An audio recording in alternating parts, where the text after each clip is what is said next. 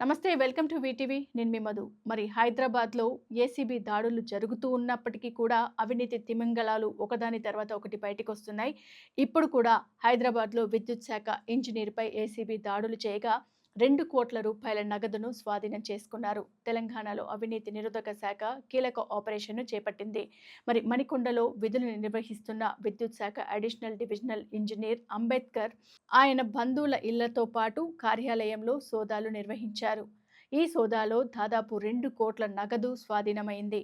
మరి అంబేద్కర్ ఎరుగు డీజీఎస్పీ డీసీఎల్లో additional divisional ఇంజనీర్గా పనిచేస్తున్నారు.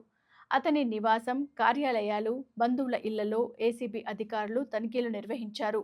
నగదు స్వాధీనం కాకుండా ఇతర అక్రమాస్తుల వివరాలు ఇంకా వెల్లడించాల్సి ఉంది. ఈ దాడులు విద్యుత్ శాఖలో ఉన్నతాధికారులపై అవినీతి ఆరోపణల నేపథ్యంలో చేపట్టబడ్డాయి.